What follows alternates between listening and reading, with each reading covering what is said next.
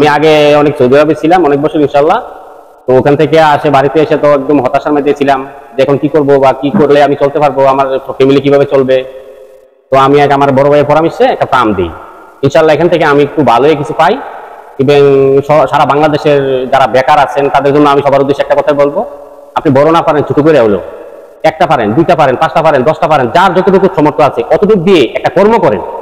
যেমন একটা daily farm করতে পারেন, বিভিন্ন ধরনের কাজ আছে, বেকার না থেকে একটা কর্মতে লেগে যান। কর্ম করলে আল্লাহ সুবহানাহু ওয়া তাআলা কাউকে ঠেকায় না। যখন আপনি কর্ম একটা করবেন এটার উসিলায় ইনশাআল্লাহ আল্লাহ সুবহানাহু ওয়া তাআলা আপনাকে একটা না একটু ভালো কিছু দিবে। তো সবাই একটা চিন্তা রাখবেন যে অপশন না থেকে, বেকার না থেকে একটা কাজ কাম করেন, একটা ব্যবসা প্রতিষ্ঠান করেন, একটা আপনার যেটা ভালো লাগে। যদি আপনার মন চায় যে আপনি একটা গরু ফার্ম করবেন, করতে পারেন। যদি আপনার মন চায় না আমি একটা মুরগির ফার্ম করবো, করতে পারেন। যদি মন চায় না আপনি একটা অন্য একটা কাজ করবেন, এও করতে পারেন। যেটা আপনার ভালো লাগে, আসলে যে কোনো কাজ একটা ভালো লাগতে হবে, আপনি মনের থেকে করতে হইবে। আপনি যদি মনের থেকে কাজটা না করেন জীবন ওই কাজটা আপনি ভালো করতে পারবেন না। আসসালামু আলাইকুম প্রিয় দর্শক শ্রোতা, আমরা আজকে চলে আসছি ব্রাহ্মণবাড়িয়া জেলার কসবা উপজেলার বাইকি ইউনিয়নের বিদ্যানগর আমির হোসেন ডেইলি ফার্মে। এখানে আমাদের রিপোর্টার শাহিন খান রাহুল রয়েছে, ওনার রিপোর্টে বিস্তারিত দেখতে থাকুন। আসসালামু আলাইকুম প্রিয় দর্শক শ্রোতা, আমরা আজকে চলে আসছি ব্রাহ্মণবাড়িয়া জেলার ঐতিহ্যবাহী কসবা উপজেলার বাইকি ইউনিয়নের বিদ্যানগর পূর্বপাড়া আমির হোসেন ডেইলি গরুর ফার্ম। এই ফার্মটি অত্যন্ত সুন্দরভাবে জনাব মোহাম্মদ আমির হোসেন সৌদি আরব প্রবাসী, উনি দীর্ঘদিন সৌদি আরবে ছিলেন কর্মরত। দেশে এসে উনি সুন্দর একটি উনার নামে আমির হোসেন ডেইলি গরুর খামারটি উনি চালু করেছেন এবং এই খামারটি উনি খুবই দক্ষতার সাথে পরিচালনা করে যাচ্ছেন। এবং অ্যান্ড্রয়েড টিভি, আলো TV 96 Facebook page, YouTube channel আলো টিভি 96 ফেসবুক পেজ, শাহিন খান রাহুল পেজ থেকে যে যেখান থেকে এই ভিডিওটা দেখতেছেন আপনাদেরকে অভিনন্দন। যদি ফেসবুক পেজ থেকে দেখে থাকেন তাহলে ফলো, লাইক, কমেন্ট করে সাথে থাকবেন। ইউটিউব চ্যানেল থেকে দেখে থাকলে সাবস্ক্রাইব করে সাথে থাকবেন। স্মার্ট টিভি থেকে দেখে থাকলে আপনাদেরকে অভিনন্দন জানাচ্ছি। প্রিয় বন্ধুরা, আজকে সরাসরি উপস্থাপন করবে আমির হোসেন।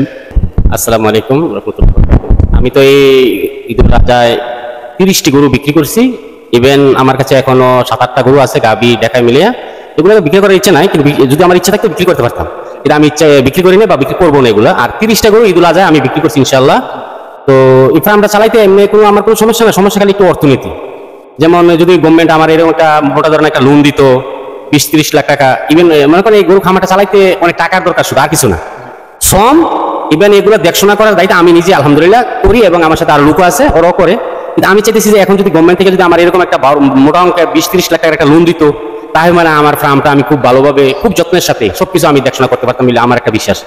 তো এখন তো মনে করেন এই ঋণ ফিনের ব্যাপারে আমার কোনো এরকম কোনো ব্যাংকে এখনো যাই নেই।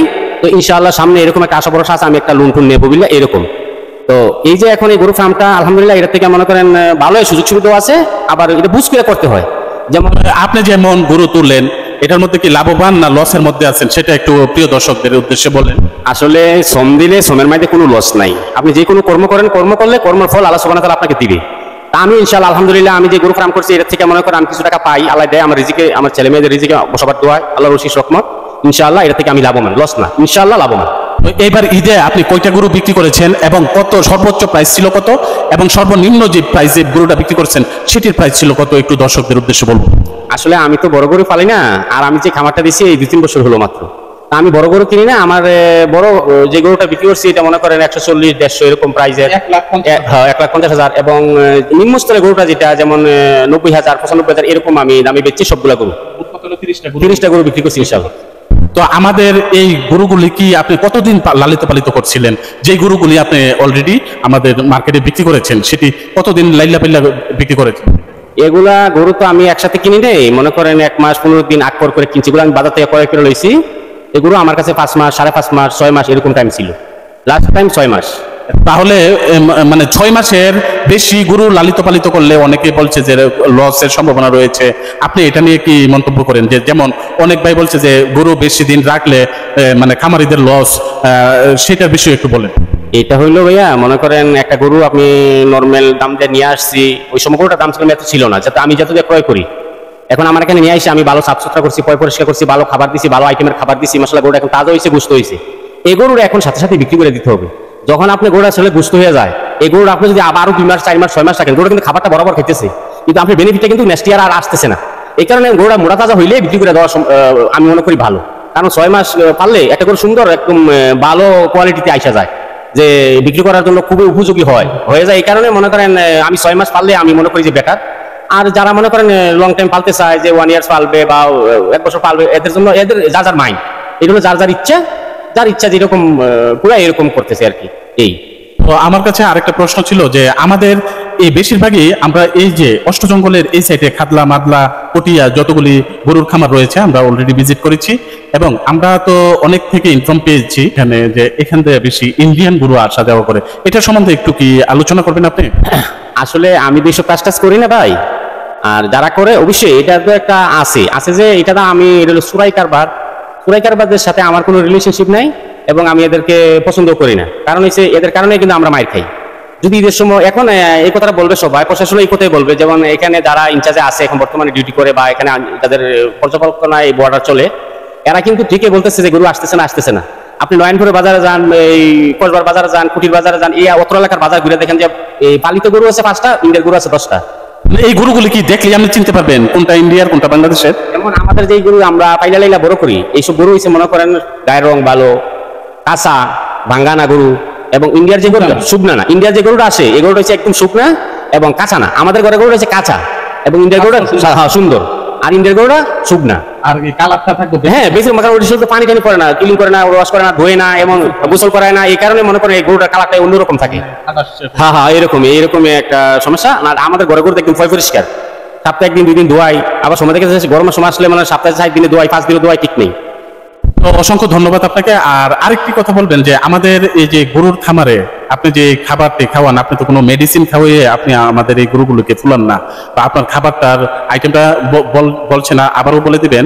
আর আপনি আমাদের যে কসবা আখাউড়ার অভিভাবক, আইন বিচার সংসদ বিষয়ক মাননীয় মন্ত্রী অ্যাডভোকেট আনিসুল হক স্যারের সুদৃষ্টি রেখে আপনার কিছু বলার আছে কিনা? আপনি তো একজন প্রবাসী ছিলেন দীর্ঘদিন, এখন দেশে এসে একটা ব্যবসা প্রতিষ্ঠান খুলেছেন, সেখানে অনেকগুলি কর্মচারীও রয়েছে। সেক্ষেত্রে আপনার এই ব্যবসা প্রতিষ্ঠান পরিচালনা করতে গিয়ে আইনমন্ত্রী মহোদয়ের উদ্দেশ্যে কিছু বলবেন বা ওনার কাছে কোনো সহযোগিতা কামনা চাচ্ছেন কিনা সেটা উল্লেখ করতে। আপনি যে কথা বলছেন, উনি তো অনেক বিরাট মনের মানুষ, বিশাল বড় মানুষ। যেমন মনে করেন উনি তো আর আমার সাথে কথা কওয়ার মতো সুযোগ উনার নাই, টাইম নেই। আমার সুযোগ আছে, উনার নাই।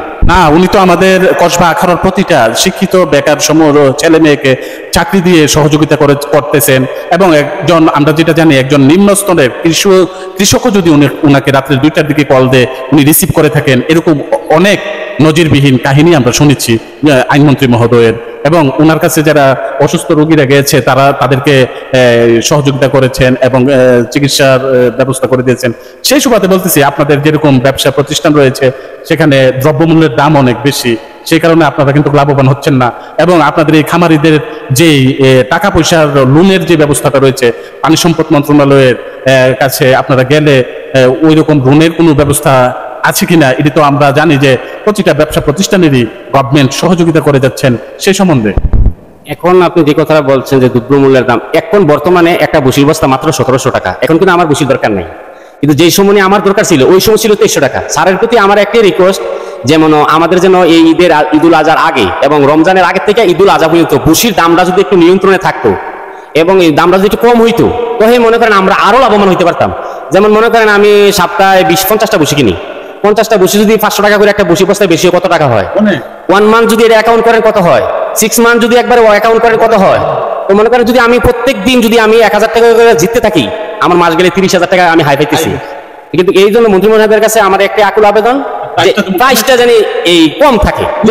ওই টাইমটা যেমন রমজানের আগে থেকে ঈদুল আজহা পর্যন্ত এই টাইমটা মধ্যে যদি 1600-1700 টাকার মধ্যে আমরা ভুসি পাইতাম, আমাদের গরু আরো কম প্রাইসে বেচলো, আমরা আরো লাভবান হতে পারতাম।